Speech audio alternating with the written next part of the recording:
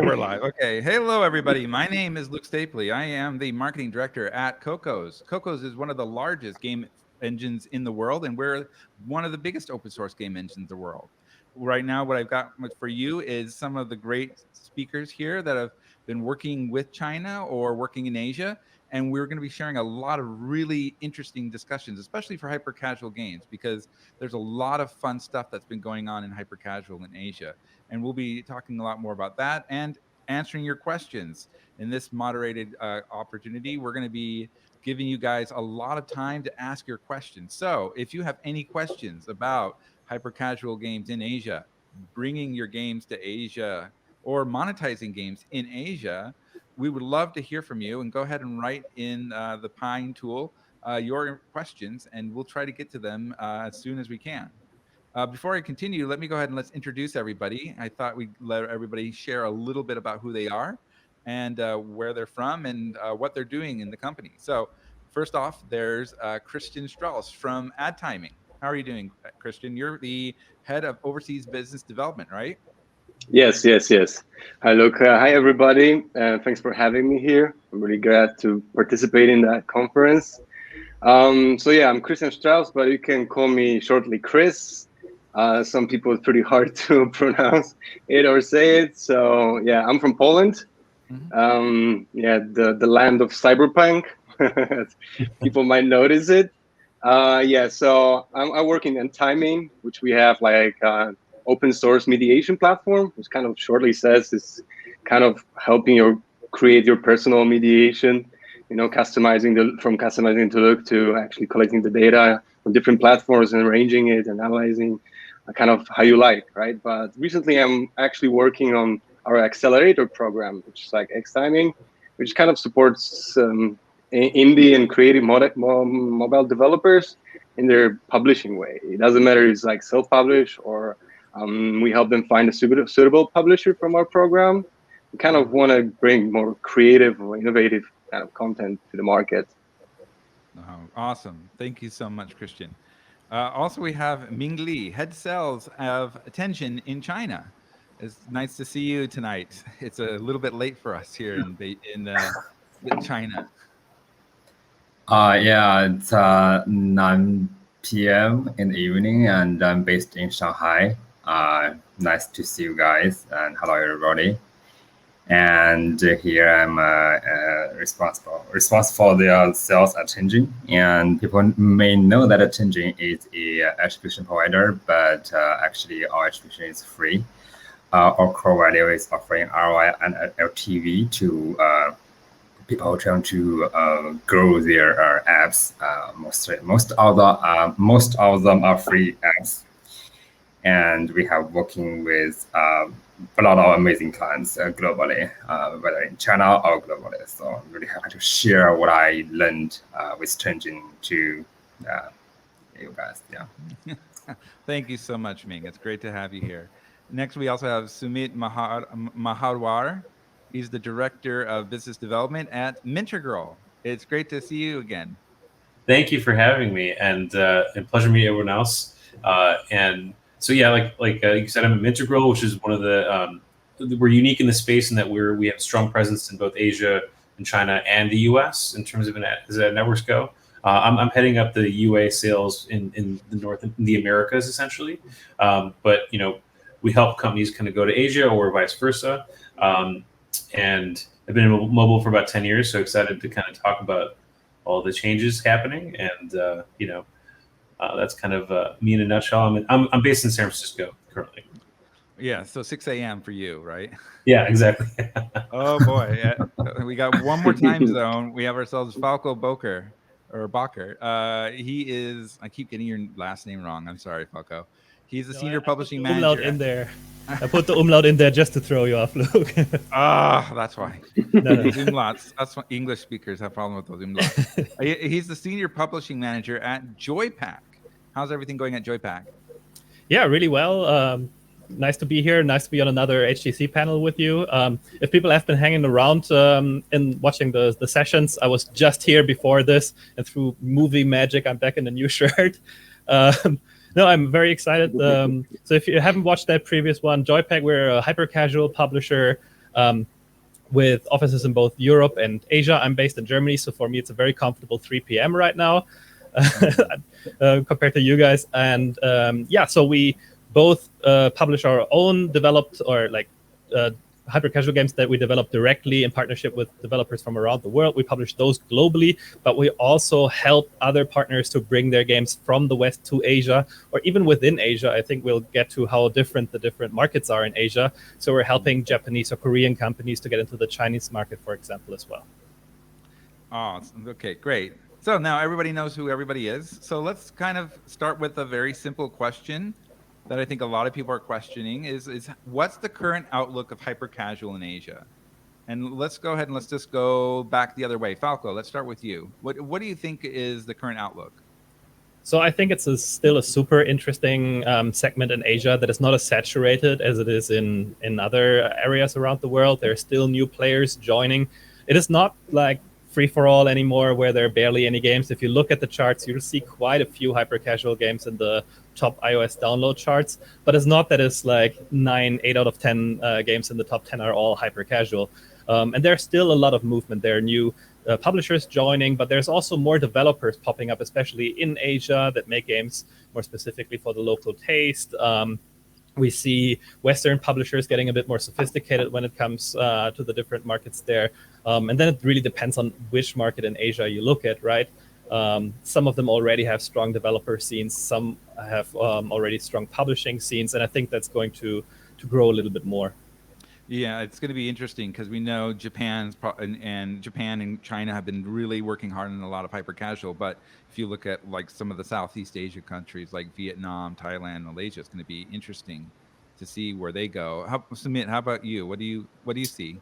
So yeah, I think we're seeing a lot of opportunity there because I think if you look at just China alone, it's poised to be $100 billion in mobile ad spend alone by 2023, which is massive. And then Japan and Korea are already number 2 and 3 respectively in terms of mobile ad spend in Asia. So I think they may be supplanted by China in growth, but like I think there's so much opportunity here.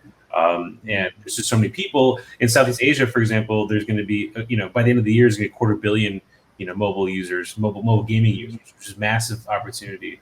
So I think that's kind of at the macro level, we're seeing just a lot of growth and potential in the area. Oh yeah, especially in Southeast Asia. I'll talk a little bit more about that, but I want to hear Ming's idea about what's going on in Asia. I would echo what Sumit and Franco said, and we would see a big potential still in the whole Asia area, whether it's in Korea or Japan, but also in Southeast Asia, and also still within China, we see a lot of opportunities. And with the recent iOS 14 change, we're still seeing more growth in the Android part. We can discuss more later during this session. All right, and then Christian, let's go ahead and hit to you. What do you see as some kind of the biggest outlooks that you're seeing with hyper-casual in Asia? Well, generally speaking, Asia is doing great. Like it's very diverse, so you can see, clearly, like you're traveling around Asia, and it's like so much difference in diversity. So the same thing, like it's happening also in the market. So different countries have kind of different, trends and their specification. Let's say, like I can see that China, yes, it's quite a lot of casual mid-core games, but actually right now, like recently, the hyper-casual is doing really well. Popularity in puzzle games. I can see like Chinese publishers also very looking for that. Some hyper-casual agile mechanics. It's doing well. Like India is interesting, of course, a huge market. You can see that it's fastly emerging market, and it's kind of it's breaking its own records with installs. I can see year by year, you can see like over 30%, like 35, 36%, I think, of like installs in India. So that's gonna be also great. But there's some things that for example, in India you can pay attention to is like the package size. Normally, like developers develop the games like under 50 megabytes. Even some like they're targeting for 30 megabytes. Like this brings really huge challenge to any kind of game. Like that's why like mostly there's like 2D games or like simple 3D games are kind of, leading the market. It's due to, either to like cellular data or like even space on your phone with that lower, a little bit lower like devices. So you can see like, I don't know, like I can see that, for example, Indonesia might become, and it's kind of still emerging. And I hope like we have great hopes for Indonesia, kind of like that, because it's still a huge market, like over 300 million people. And you can see that, and they're like some styles, for example, very similar to like in Japan or Korea, with a little bit like cute or kawaii style, or like a little manga, or like other very similar. So actually, I can see that people, before going to like Japan or Korea, they kind of pre-test or soft launch in Indonesia to have kind of understand a little bit and testing a little bit and optimizing, and then have a proper launch or like softer launch there in like Japan or Korea later. So it's kind of like this whole Asian market is kind of joined together, but very separate at the same time too. Well, what I think, Well, I think you're right. I mean, one of the things that I'm finding interesting is like what you're saying is your point about size and the size of your apps. I mean, this is something that China had an issue with maybe at the beginning of its Android and iOS days, because the price of data was so high that people would only have maybe 100 megabytes of space to download things with. And so it took a lot of work to get them down. And so we're kind of seeing how that growth from China, where they were doing that at the beginning, and now they're coming up to 1 gigabyte kind of level of games. We're starting to see, and you're right, I think in India and in Southeast Asia, we're seeing a lot more people they're picking up a lot of phones now. And I really think that because they're picking up a lot of phones, and because they have a lot younger people. I mean, we talk about China as having probably one of the oldest, in America we have one of the oldest kind of population, while we're seeing in Indonesia and Malaysia, and in those areas they have a very young population. We're going to see a lot of them who want to play these fun games, and that's probably why I think hyper casual is going to be very exciting in Asia. But you were talking about issues and challenges that people are facing right now, Christian. I mean, what are some of the challenges that you see right now that are going to be the big ones for especially developers coming into Asia? Into Asia? Well, I think like actually, like they need to have quite a lot of information about the Asian markets. Like we're different markets, like in where Western markets, pretty, let's say, similar, like not similar to each other, but more similar than I think diversity in Asia. So we need to like be more like aware of that kind of trends, habits, and preferences of the users, like here in Asia and like different countries as well. Some games might work here very well in Asia, or like some of them they're not, because like graphic styles, or cultural differences, or AI placement, or so many different things. So actually, I think like every game is kind of unique. Of course, besides these games that are copying some games, let's just take them aside. But you can see that, when we're doing research on the market, like helping developers, like actually very similar games have very different results. And it's due to like just a different, slightly change of graphic style, or maybe have little different mechanics, like, adding a bit of different mechanics in it. So I'll definitely, understand different type of mechanics, kind of put it in a one by one, and just see how it's kind of acceptance in this market, and trying to fit in the market in Asia. Right. We, like, for example, Top War, which is one of Cocos games, they actually had a different version for Japan, which was a lot more Japanese style, while here in China it's a lot more military looking kind of style. Even though the gameplay is exactly the same, it's just the characters have a very different look. I mean, Ming, you're Chinese, I'm assuming, right? Yeah, I'm Chinese. Yeah, you're Chinese. So, I mean, what are some of the things that you're seeing when Westerners are coming into Asia that you think like, oh, that's just not going to work? Or, oh, what are some of the things that are like they made some real mistakes that you could really fix? I think there are some assumptions that people may already have, but when you look into the whole Asia market, you need to see it's like more than 10 countries. India, Pakistan, and also in how many countries in Southeast Asia, right? And in China, and Japanese and Korean people are also speaking different language. And each country, or in each country, like China is such a big country. In different regions, they have their own subculture. So if you look into the culture and the language part, it definitely can be challenging, but we already know that there are many services on the market we can use. You can work with agencies and also publishers to deal with those kind of issues. And when you see, another thing I wanted to mention is when you see many of the channels, it's not only, I don't need to mention there's not only iOS and the Google Play, and Google is not available in China, and there's so many multiple channels.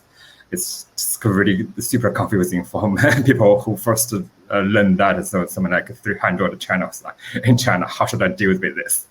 But if you can invest or working with some partners, I think we have people here from JoyPac, so they can definitely help. And also for some bigger channels, it's if you wanted to, you can actually do something on your own. I already heard some people are trying to do this. That's the my main take on this challenge. It's all solvable. Yeah, it's better to have a partner, especially in Asia. We know in some countries it's pretty much mandatory to have a partner. And of course, in China, 300 different platforms to have your mobile game on. That's just insane. And knowing all of them and not knowing Chinese, you're not going to make it without a partner. We have a question on the from the Pine, and I think it's directly just to me. Okay, so will Cocos Engine be released on Steam? Most open source software are already there. Is it really cool to have X hours of software listed on your Steam profile? This is something that we've talked about, and we don't have an answer. But I'm sorry about that. We'll see about that later. But we do have an export to Steam so that your games can be placed on Steam, and we'll be sharing that in a couple of weeks. A really cool tutorial on how to do that. Now, going back to the real question, and I'm going to go to Sumit. I mean, this is something that Ming talked a little bit about, and it's the new rules that were placed on privacy. And I think with what Mintegral's doing, you probably are going to be the best expert in this about iOS 14. So what are some of the things that have been changing in monetization for Asia with iPhone? And is there any kind of different strategy that you have with Android? I heard one company, they were saying, oh, we're just going to go back to the old days of how we used to do it. Is this kind of like what we should do if you're kind of been a developer that's been working in this for 5-10 years? For monetization or UA particularly? Monetization. Yeah, so monetization we've seen actually, I think our Mintegral team has been kind of early to the game in the iOS 14.5 stuff. So they've been building and optimizing their algorithms pretty aggressively. So we've actually seen a slight increase in performance sometimes for publishers. So, and we also encourage people to engage in bidding on their monetization side as well, and that's seen good performance for them. I think it's certainly a challenge, but there's also an opportunity. I think maybe some people will go back to the old days, or you just have to kind of retool how ad networks need to retool, MMPs need to retool, or have been retooling. But I think there's definitely a growth opportunity there too. Still, I think. This is, as you know, this has been one of the slowest rollouts for iOS, but we've still seen good numbers on our end, and I think it's been encouraging overall. And certainly, there's been more focus on Android by publishers, and I think that's still kind of an opportunity area. And then also on the privacy side, I think we're still waiting and seeing how it's going to all shake out on the Chinese side, because I think Apple hasn't taken an official stance yet on what they're going to do in China and their response, right? So, well, I believe it was, I don't think they have any real response. Ming, do you know any real response going on right now? No, from what I know, there are some answers that are pretty clear, but still we are waiting and see how everything evolves, both from China and also from Apple. Yeah, That's this all is right. this is kind of the weird thing about in China. It's like if you go to other countries, you probably will hear a little bit of secrets being leaked out from the government to tell you kind of where things are going to go. In China, you hear nothing until it happens. So it's extremely difficult to know what's going to happen until it happens. So you have to kind of be prepared with China. Falco, let's talk a little bit to you about where are you finding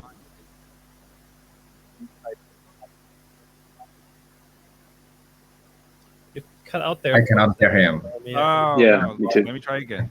Okay, yeah. Where are you finding monetization opportunities inside hyper casual games when selling in Asia? So I mean, for us, the model is very similar in Asia than it is to the West, right? It's just the right partners that you're picking, that you're looking for, right? The networks that you work with, and sometimes you get networks like Mintegral that work well in both areas.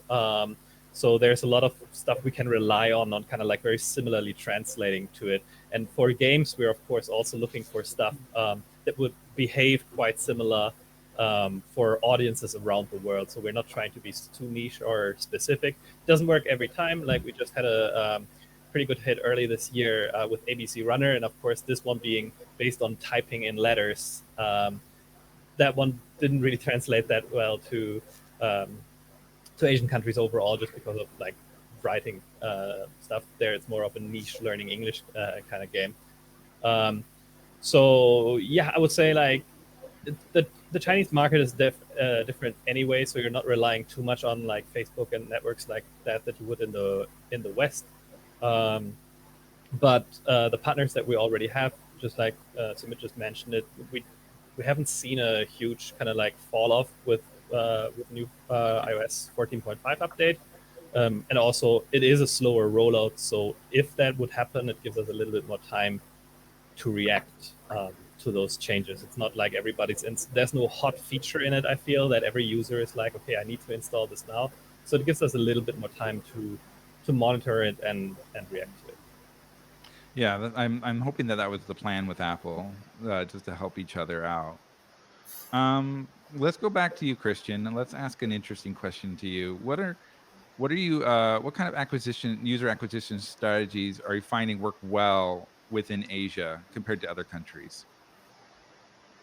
Well, there is a lot of channels and a lot of ways to do it, and very similar. Let's say, I'll maybe check the influencers or channels with using popular local like social platforms. Something like that sounds like a good choice. Some influencers, user acquisition also. The thing is that. You can try also having like social account and everything by yourself and trying to kind of push it by yourself, but it's always good to have like a partner or understanding like which social media accounts are good, and you're trying to create like a cooperation with them. Yeah, I know that's one of the things I found here that's still in the West we've kind of gone a little bit away from having a fan or like kind of have a celebrity showing off your products to say, hey, I use this product and it works really well. But in Asia, it seems like influencers still is a very highly interested place to go. And I know in Southeast Asia, it's extremely there's a lot of really good companies working with influencers right now. So, I mean, if you may shy away a little bit from influencers on English YouTube, but to go out and try it out within Thai or Vietnam or even Korea, I mean, it seems like it's going to work out. Do you have anybody else have any kind of comment about this as well? Maybe can I add two things? Yeah. Like, as you say, the KOL is like very important in Asia, especially in China. You can see that big, huge TV stars are like promoting gaming content, which is like mind blowing how much they spend, and what is that that influencers is like how big it goes, there. So yeah, it's something to pay attention to, depending, of course, on your budget and your possibilities. There is, I think, a good way to check.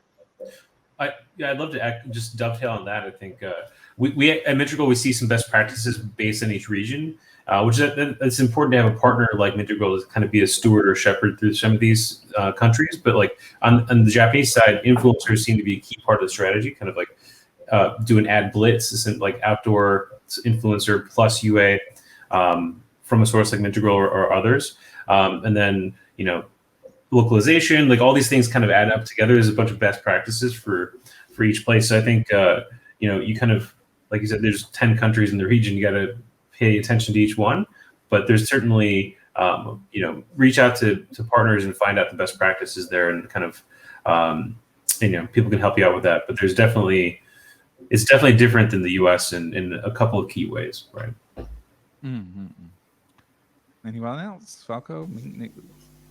Yeah, maybe these social media trends is something that you really have to look out for and see how they're changing over time as well. Like stuff comes and goes in like the different social media channels in Asia as well. I remember not that long ago where even team members, like videos with real people in them, not just influencers or celebrities, just like little funny skits that are connected to the game in some way, were very popular. So a bunch of our colleagues in China ended up in the ads acting out like little sketches for them really well for a while.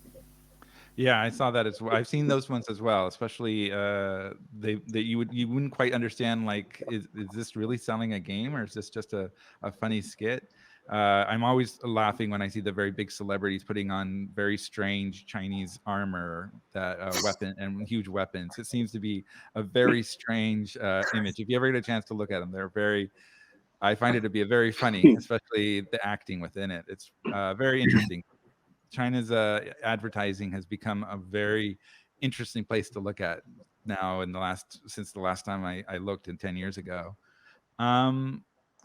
One of the things that I also thought was very interesting that was going on here in Asia, especially with hyper casual, is kind of the growth of bigger companies starting to put a lot of money into these smaller countries. I know, for example, our sponsor Crazy Labs, they put $500,000 into India to get some Indian developers. And we've been working with Ubisoft in Vietnam, and they're making some really interesting hyper-casual games that they're selling to companies like Poki. So do you think that with these bigger companies coming in, that smaller devs are probably going to be pushed out by these companies? Or do you still think that smaller devs are actually going to still have an opportunity here in Asia? I'll ask Ming. Why not? So actually, from what I know, those are not only two. One of our clients, Quali, is also having a team, pretty big team in India. But no, I don't think it's hyper casual. It's casual. Like it's not like you needed to spend how much money in how many years to develop this one game, and some bigger guys came in, you can push it out. This developing process is totally different, and we are so much more data driven in our UA strategies and then in our monetize in the whole lifetime. And so I would say there's still plenty of opportunities. We have worked with so many relatively smaller and medium-sized developers and publishers, and they're doing really really cool and amazing stuff. So I would say it's interesting, and those bigger guys are hoping to get the talent from those regions, and they are also willing to invest. But it also means that the people who are from here or living here, they know more about this market, and they have learned all these details, and they can actually do their own or similar stuff to to summarize, no, I don't see much it's a major concern the smaller team that should be worried about whether or not you are in Asia. I think that was true. I think like we said earlier, it's like there's such an opportunity nowadays for all these different companies. Like it doesn't seem like any big or small company will have an edge. I mean, we have to remember one of the biggest hyper casual games in the world, Flappy Birds, comes from Asia and from Southeast Asia. So there's an opportunity for even the smallest of developers to make a huge win worldwide. We have a ton of questions from the audience, and I don't know where to begin. I'm going to just ask each one, and if you know how to answer it, let's just go for it. Now, the first one is do you know any hyper casual games which have an ROI positive in India? Is there any strategies or examples of good ECPMs that are low in India? Trying to think if there's any hyper casual games that were very popular in India. Any of you guys? Well, I know publishers based in India, like Games to Win, for example, have done really well. If anyone wants, I know the people there. If anyone wants to talk to them, I'm happy to put them in touch. Yeah, India is kind of a weird. It's one of those ones we saw a lot of growth. I think a couple of years ago in the mobile, it was becoming like a very big market, and then it kind of dropped down a little bit. And now we're starting to see that pick up back up again. And so I think a lot of people are starting to get into knowing what's going on in India. Unfortunately, I know for us, we've had a lot of people starting to use Cocos Creator, which is our program in India, and we're excited to see that. Falco, do you have any ideas about India? So, like from a publishing perspective, not that much.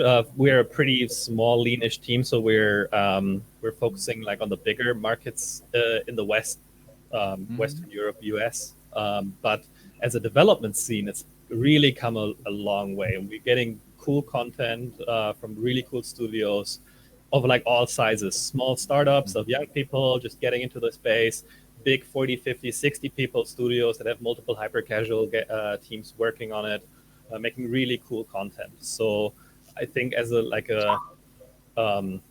as one of the hotspots for new hyper casual content, it's going to be super interesting. And they also have a great feeling of like making content that is fairly widely interesting to like consumers all over the world. It's not like too specific. Sometimes with countries that are new to a certain genre, they're focusing more on stuff that is specific to like their background and culture, right? But I think like the Indian concepts, a lot of them that I see are very, very mass market focused, like really getting the hyper casualness, the strategy behind hyper casual.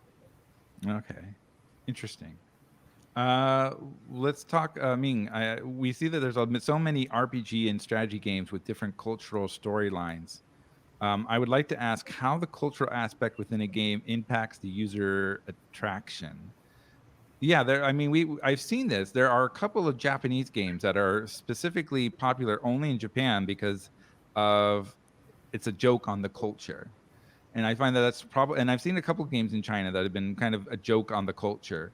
I see that they worked out really well. Do you think that that's kind of how it's going to work with hyper casual in Asia? Is kind of like understanding what are the funny things about that Asian market that you could make a kind of a game out of?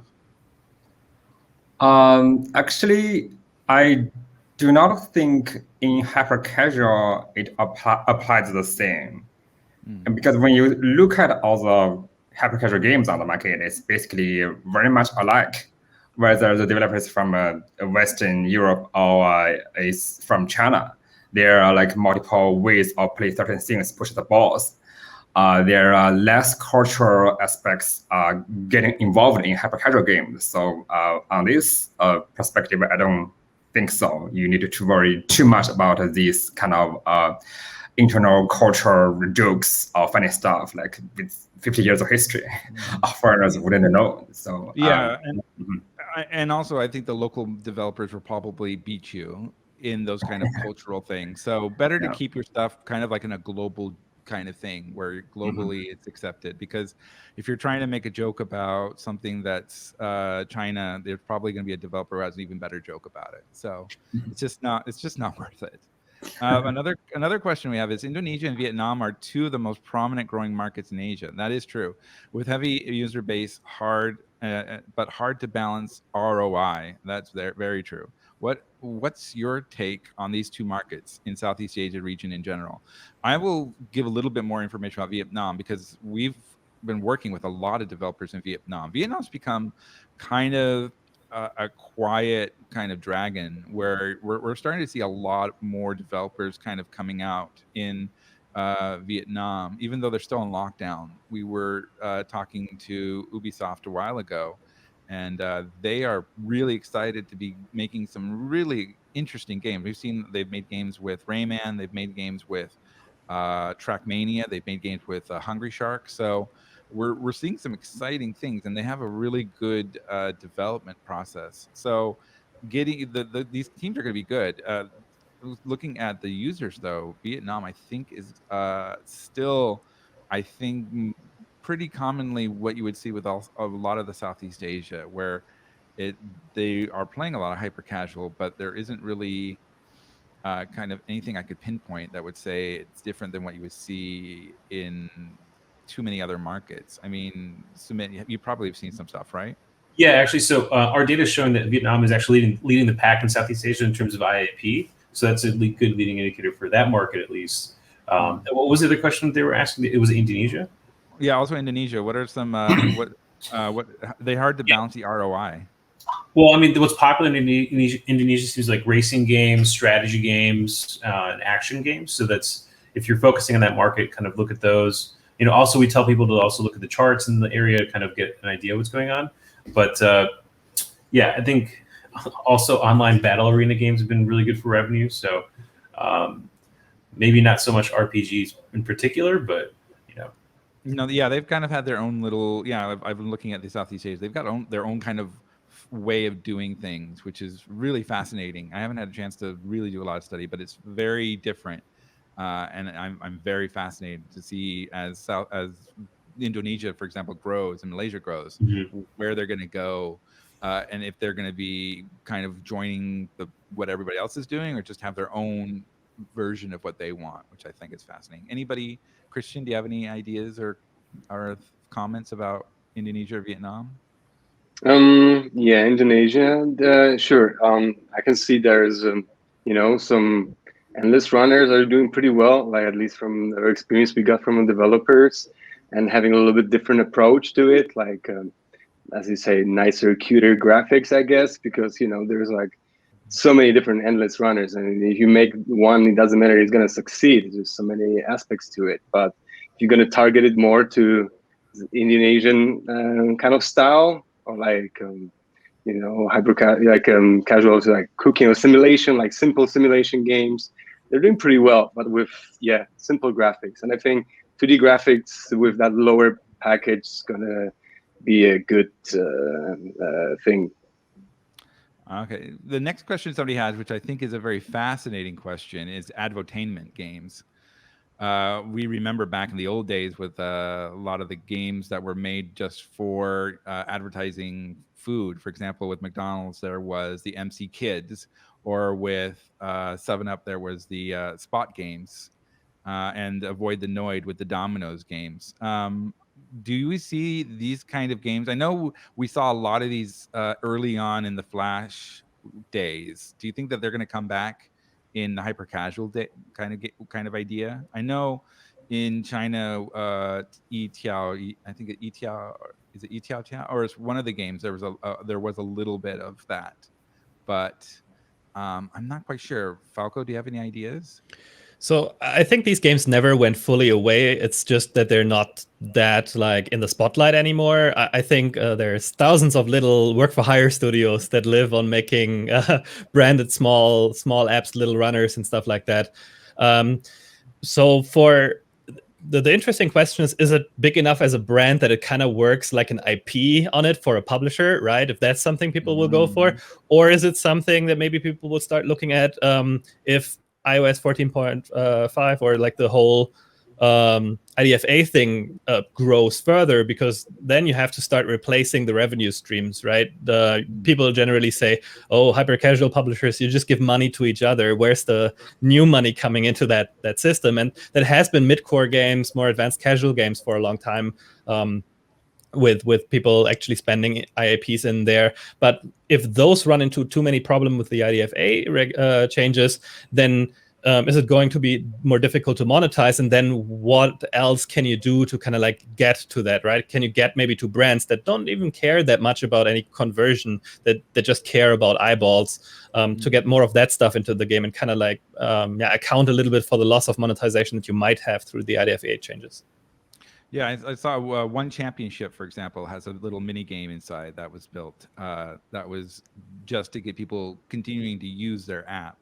And that was a very exciting thing to see. I mean, Christian, have you seen these kinds of things as well? I mean, we've seen them kind of come on and off, but I haven't really seen anything that's really stuck for the longest of times.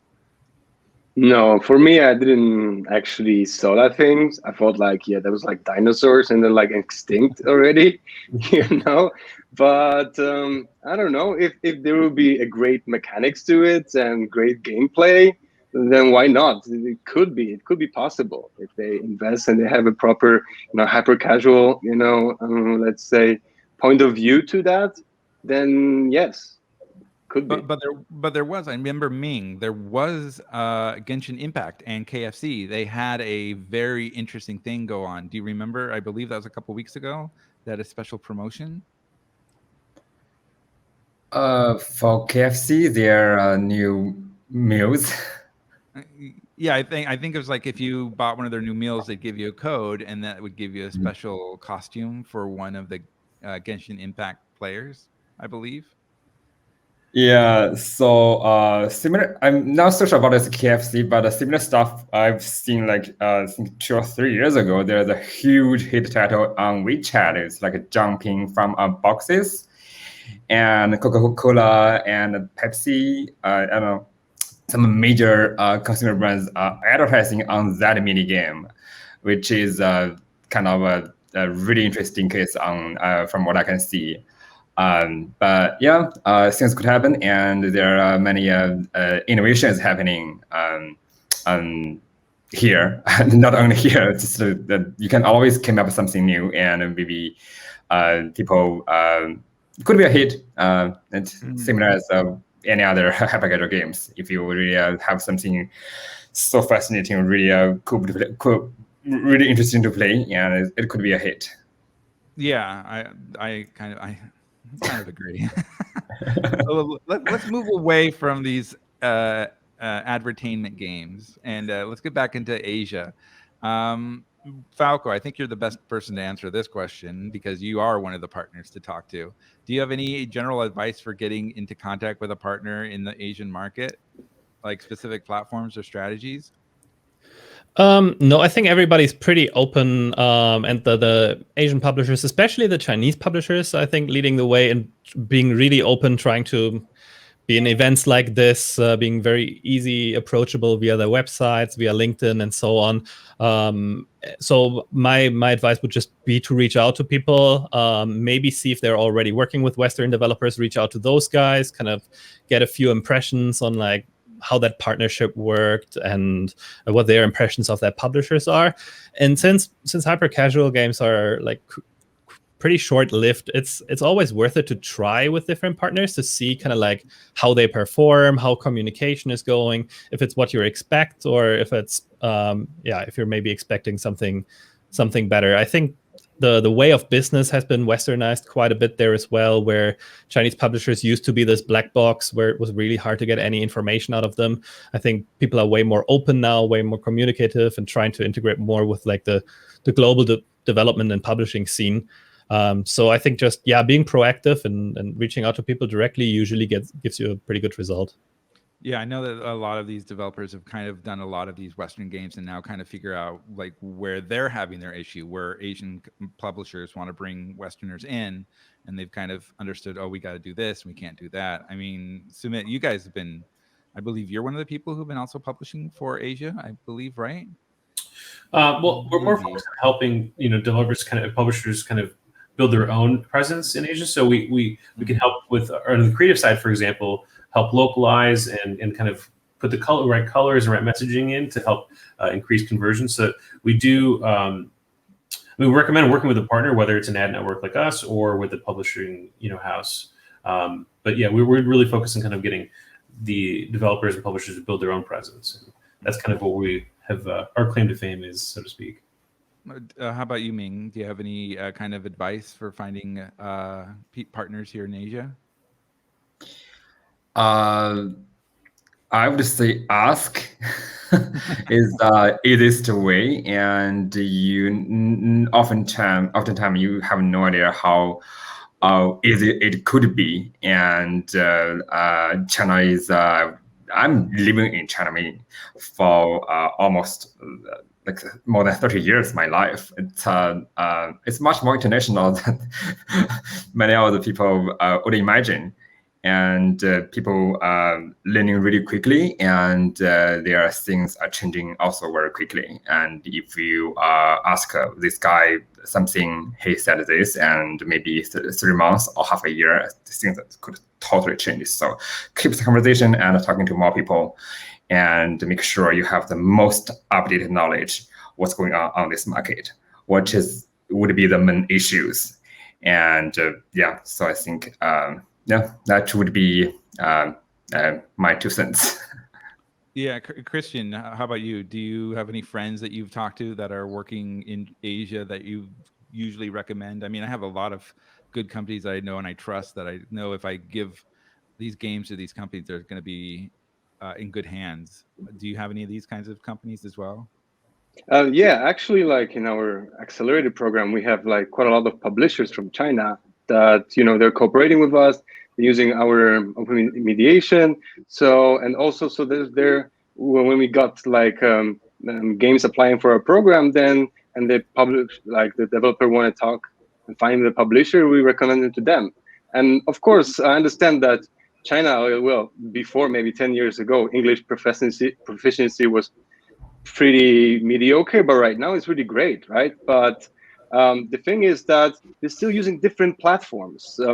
Instead of Google, they have Baidu. Instead of normal WhatsApp, they have WeChat, and so many of these things that sometimes they're not using, for example, mail that much, where we're using quite a lot of mail. So the platforms how we communicate is just different. So sometimes like you won't get that quick response or something like that. So it's really good to actually find, like agencies or something like this accelerated product we got that you can actually recommend right away, like different publishers in this market, and actually help them kind of guide them, what they kind of how to fit in their requirements or how to change it a little bit. And this kind of guidance is quite good. Like I can see in Turkey market, there is a lot of like agencies helping with cooperate with big publishers, and they also give that guidance to developers, and they help to arrange like meetings and help to promote the games and everything. So I think this is a good way, actually. Okay, well, we only have about 10 minutes, so I'm going to go rapid fire. I'm going to ask you each one question, and then we'll go ahead and we'll go through each one. So I'm going to start with Falco. Is Google the only place for hyper-casual games in Asia, or should I just self-publish? No, Google is definitely not the only place. As we said before, in China, it is not even a place for any games. I think iOS is still a super interesting market. All over Asia, you can have strong titles on iOS in every major market in Asia. So China, Japan, Korea, Southeast Asia, no problem. I think if you really want to capture a market, you really need to like look into it. There's more than just like being live in one of these stores. As we said, like there's different partners to work with, kind of establishing. I thought Christian's point about the tools being different is super important, because usually like tracking, analytics, a lot of that stuff is going to be different platforms that are specifically made for that market. So you really have to take the time to see what's there and be ready to work with that market. If you want to do it yourself, there's people like Mintegral that will help you with that, but you can't just say like, oh, it's going to be really easy. And you either have to trust a partner to handle all of that in detail, or really commit to learning about the market, learning how to do it right, maybe get some expertise from the area, people that know that market really well that you hire. And not just, I think one of the mistakes that a lot of Asian companies did coming to the West a long time ago was just having a small outlet with having two people from China or from Japan that they flew over to lead that whole thing, like it was that market. And now I'm seeing a lot of Western companies do it the other way, where, oh, we have an office in China now, it's two Western guys and no local expertise whatsoever. And it just doesn't work like that. You really have to take the time and get the expertise.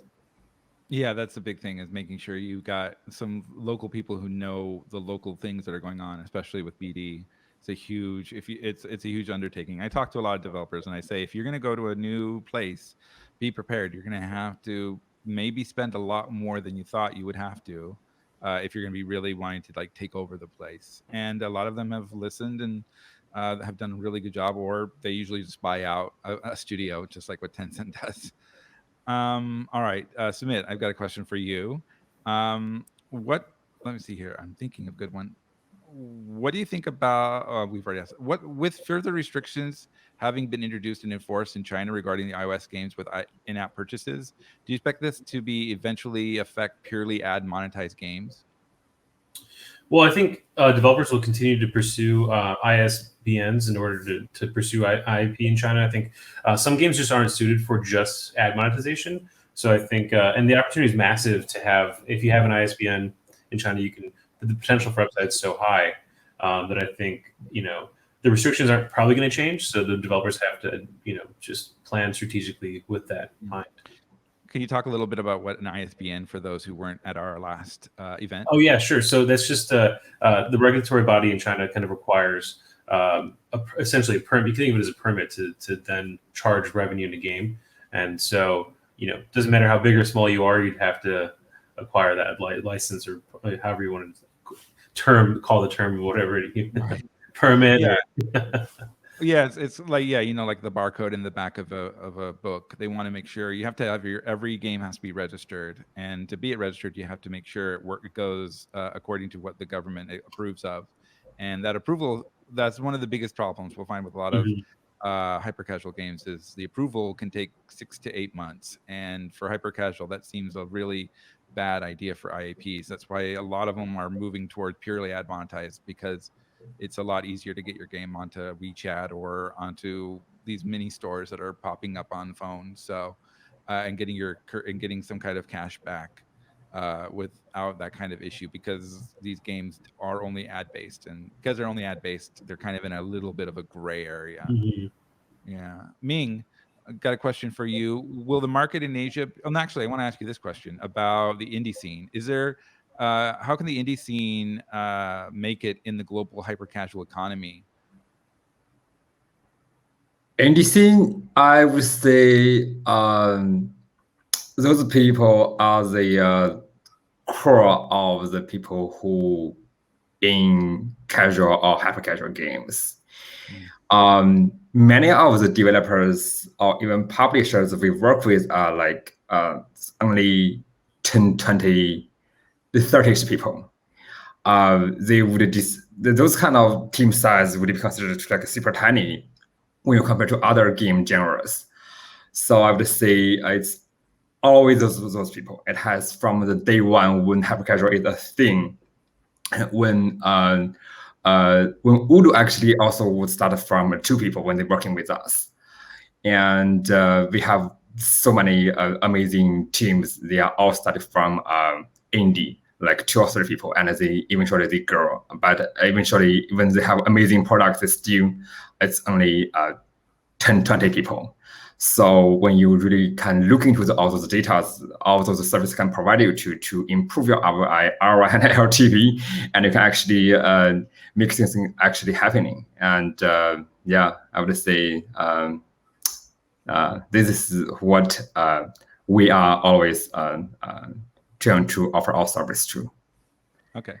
And I think this will probably be the last question. And Christian, I don't know if you're big into HTML5 and WebGL games.